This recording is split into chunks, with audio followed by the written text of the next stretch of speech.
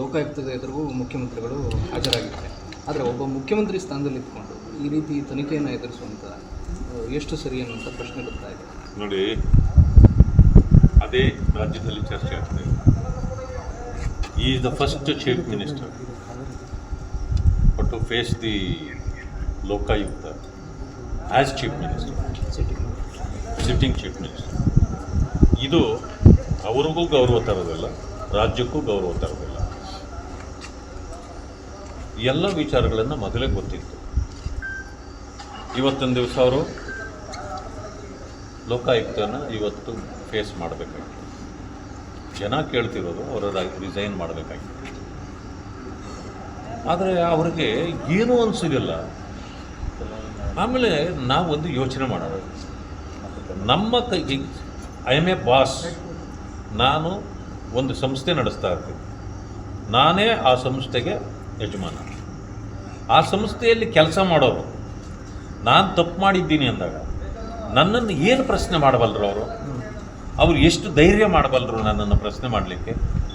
Enquiry ಮಾಡಿ ಒಂದು ಒಳ್ಳೆ ರಿಪೋರ್ಟ್ ಕೊಡಲಿಕ್ಕೆ ಸಾಧ್ಯ ಇದೆಯಾ?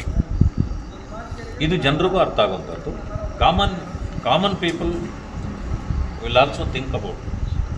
ಇಂಥ ಪರಿಸ್ಥಿತಿಯನ್ನು ಎದುರಿಸ್ತಕ್ಕಂಥ ಸಂದರ್ಭದಲ್ಲಿ ಅವರು ರಿಸೈನ್ ಮಾಡಬೇಕಾಗುತ್ತೆ. ಇವತ್ತು ಮೈಸೂರಿಗೆ ಹೋಗಿದ್ದಾರೆ. ನಾನು ಅವ್ರದ್ದು ಟಿ ಪಿ ನೋಡಿದೆ. ಅವ್ರ ಟಿ ಪಿ ನೋಡಿ ಇಲ್ಲಿದೆ. 9:00 ಮೈಸೂರು ರೀಚ್ ಆಗ್ತಾರೆ. 10 ಗಂಟೆ ಮೇಲೆ ಪ್ರಾರಂಭ ಆಗುತ್ತೆ ಅವ್ರದ್ದಲ್ವಾ. 12 ಗಂಟೆಯಿಂದ ಆಗಲೇ ಮೈಸೂರು ಮೂಲಕ ಚನ್ನಪಟ್ಟಣಕ್ಕೆ ಬರುವಂಥದ್ದು ಇದಿದೆ. ಇದು ಪೂರ್ವ ನಿಯೋಜಿತ ಅಲ್ವಾ? ಅಂದಮೇಲೆ ನಿಮ್ಮ ಟಿ ಪಿ ಪ್ರೋಗ್ರಾಮಲ್ಲೇ ಈ ರೀತಿ ಬರಬೇಕಂತಂದರೆ 72 ಪ್ರಶ್ನೆಗಳನ್ನು ಕೇಳ್ತಾ ಇದ್ದಾರೆ ಅವರು ಅಂತಲೂ ಹಾಕ್ಕೊಂಡಿದ್ದಾರೆ. ಏನು ಕೇಳ್ತಾರೆ ನಿಮ್ಮನ್ನವರು? ಯಾವ ರೀತಿ ನಿಮ್ಮನ್ನು ಅವರು ಪ್ರಶ್ನೆ ಮಾಡ್ಬೋದು, ನೀವೇನು ಉತ್ತರ ಕೊಡ್ಬೋದು? ಇದು ಸತ್ಯ ಹೊರಗೆ ಬರತಕ್ಕಂಥ ವಿಷಯವೇ ಅಲ್ಲ. ಇದು ಸತ್ಯ, ಇದರಿಂದ ಹೊರಗಡೆ ಬರೋದೇ ಇಲ್ಲ. ನಾನು ಒತ್ತಾಯಪಡಿಸ್ತೇನೆ, ಇದು CBIಯಿಂದಲೇ ತನಿಖೆ ಆಗಬೇಕು. ಮಾನ್ಯ ಮುಖ್ಯಮಂತ್ರಿಗಳು ಸಿದ್ದರಾಮಯ್ಯನವರು ತಕ್ಷಣ ರಾಜೀನಾಮೆ ಕೊಡಬೇಕು. ಇದು ಎಲ್ಲವೂ ಕೂಡ ಮೇನೇಜ್ಡ್, ಸ್ಟೇಜ್ ಮೇನೇಜ್ಡ್ ವಿಷಯ.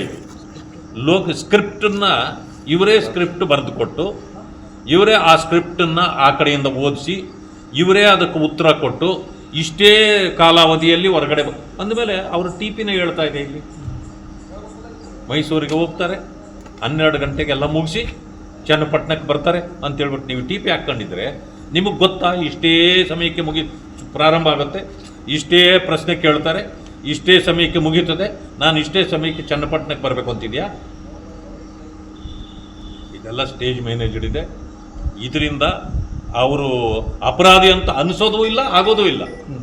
ಆಮೇಲೆ ಅವರು ಭಾಳ ಚೀಫ್ ಮಿನಿಸ್ಟರ್ ಆಗಿ ಸರ್ಕಾರಿ ಕಾರ್ ತಗೊಂಡು ಎಲ್ಲ ನಿಮ್ಮ ಸಿಬ್ಬಂದಿಯನ್ನು ಕರ್ಕೊಂಡು ನೀವು ಹೋಗಿ ಲೋಕಾಯುಕ್ತದ ಮುಂದೆ ಇಳಿದಿದ್ದೀರಿ. ಏನು ಅನಿಸ್ಬೇಕು ಇವಾಗ? ನಿಮ್ಮ ಮುಂದೆ ಕೂತ್ಕೊಂಡಿರೋ ಅಧಿಕಾರಿಗೆ ಏನು ಅನಿಸ್ಬೇಕು? ನಿಮ್ಮನ್ನು ಕಂಡು ಭಯ ಬಂದಿರಲೇಬೇಕು.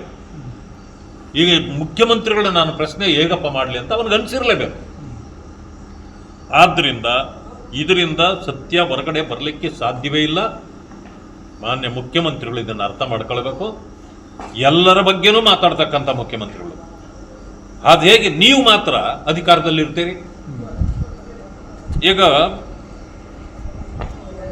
ನಾಗೇಂದ್ರ ಅವ್ರನ್ನ 180 ಕೋಟಿ ಹಗರಣದ ವಿಚಾರದಲ್ಲಿ ಬಂತು.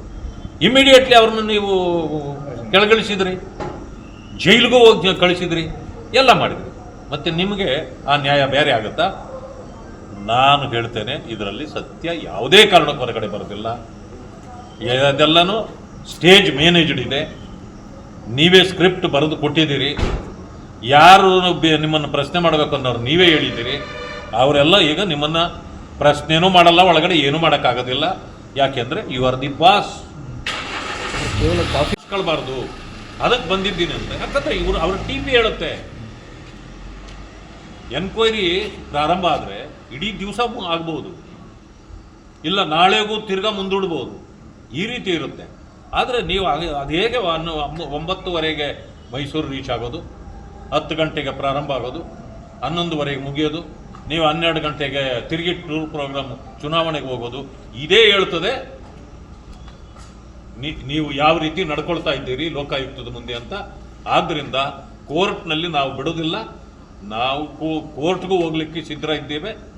ಮುಖ್ಯಮಂತ್ರಿಗಳು ರಾಜೀನಾಮೆ ಕೊಟ್ಟು ಇದನ್ನು ಎದುರಿಸಬೇಕೇ ಹೊರತು ಇಲ್ಲಿ ಮಾಡ್ತಾ ಇರ್ತಕ್ಕಂಥದ್ದು ಇದು ದೋಖಾ ಮಾಡ್ತಾ ಇದ್ದಾರೆ, ರಾಜ್ಯದ ಜನರಿಗೆ ವಂಚನೆ ಮಾಡ್ತಾ ಇದ್ದಾರೆ. ಇದರಿಂದ ಅರ್ಥ